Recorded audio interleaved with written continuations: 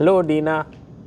Here we are in Charlotte for the Naroditsky Memorial, and a lot of people are coming here to your hometown. That's right, Sagar. You're in my home, and I'm very happy and honored to welcome you here in Charlotte.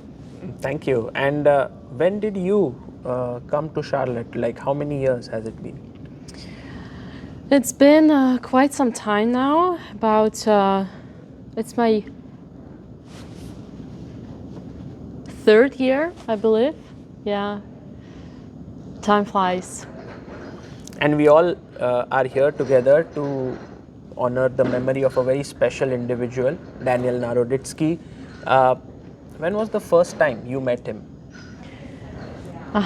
So the first time I connected with Danya was online. It was probably 2015 or something, so like 11 years ago. We happened to have this common friend, Grandmaster Tal Baron, and Tal is from Israel, and I used to meet him at various chess tournaments in Europe, and Danya was at the time his student. So because Danya spoke Russian, Tal decided that we would be best friends, so that's how we got connected. And then I think in person, the first time I actually met him was in Madrid at the Candidates in 2022. Yeah, and that's how I saw him for the first time. That was like a crazy event, I remember. Yes. Was it? It was Danya was commentating? Yes, that? Daniel was commentating. It was just after COVID, and I was taking interviews of the players, and so even some of the rounds we had to take interviews in the mask. That was we were doing COVID tests, I remember.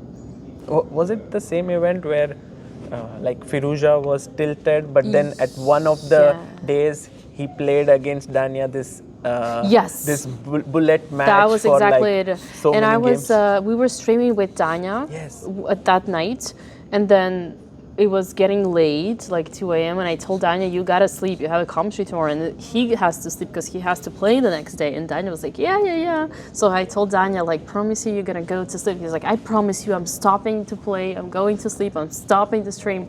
And then I left, and he stopped the stream, and he went to Lichess and played until 5 a.m., 5:30 a.m. with Firouzja on Lichess, because the stream was on chess.com. It's very typical of Danya, yeah, that he would, when it was chess, he would just flow into it, and yeah, chess was like an air for him. it's amazing. And when you came to Charlotte, even Danya at some point came to Charlotte. Was it before you or was it after you? Danya arrived to Charlotte, I believe, in 2019 after he graduated from Stanford.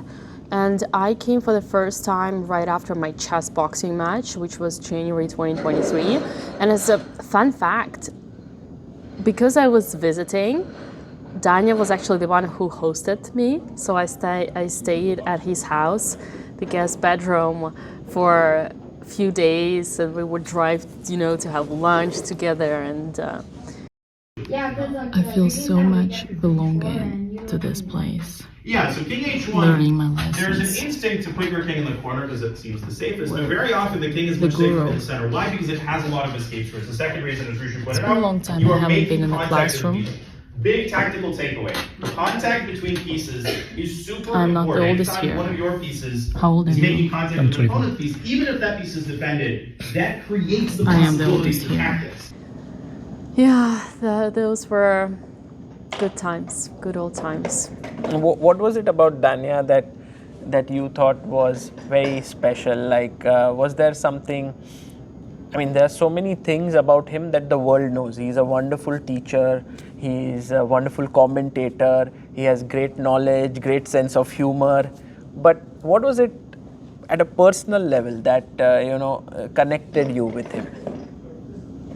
So I had a personal connection to Danya due to the fact that we both spoke the same language, like mother tongue, Russian. So we, of course, would always speak in Russian. And what I always found fascinating is that he would make, because Danya's favorite thing was to do puns.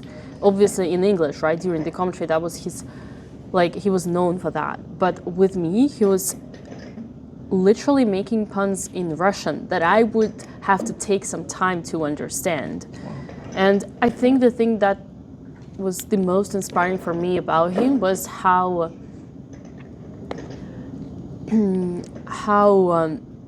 diverse was his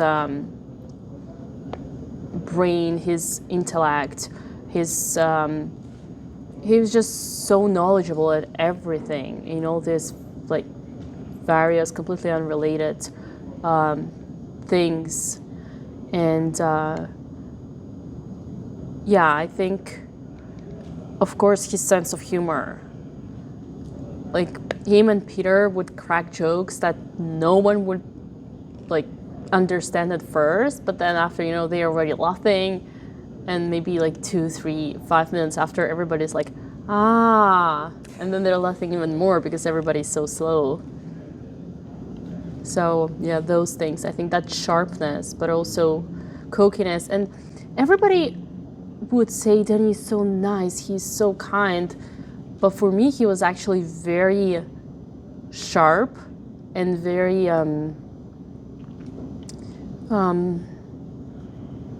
you say, he was a smart cookie, you know? Because sometimes when you say, like, he's so kind, he's so nice, you think that the person is, like, sometimes you think the person is naive, right? They're, like, just, but he was way trickier than just nice and kind. He was very sharp. You know, one thing that has been very commonly said by a few people who have not even met him in person, maybe just online, said like they feel so close to him, even not having met. Like he spoke so well, like, and had nice things to say, and they didn't feel like they were fabricated. It was genuine. What was about him that had so much positive energy that he could bring? You know, even same for me. Like every time I spoke with him, whether it was on a message, it was always like nice things. I think it was coming from his heart, obviously, but genuinely he cared about what other people thought. And to some extent, I think it was his blessing and his curse, because he cared too much what other people thought. And that's why people could feel close to him. But that's also why his enemies would get into his head, because he cared about what other people thought. Right. And you know, I've seen pictures and I've seen like how close the entire Charlotte chess center group was. Like, you know, Danya, you, Peter, Grant, everyone. Like there were, I think, more people. Could you tell a bit about that camaraderie which all of you share? It feels like right from a TV series, you know, all the friends together. Oh, that's so nice of you. To be honest, here in Charlotte, we are like a family. We just have each other, you know. Most people moved from other places of the world, cities, countries, states, to Charlotte, and chess is our home, our life, and we got everybody, you know, we got everybody's back. So yeah, it is a family here, and so was Danya's case. His family is in California, so he moved away from them just to live his life from chess, from his passion. So yeah, that's it. I don't know why, but you know, it's probably what chess does to people, unites them. Amazing. What is it that, like on a final note, what is it that you have learned from Danya that you kind of apply in your life, and you would tell others as well to take it as an inspiration and try and apply in their lives? Definitely the genuine curiosity and love for the game, but also making people near you feel special, making sure they're good and comfortable, those would be big things that were an impact on me. I just miss his sense of humor.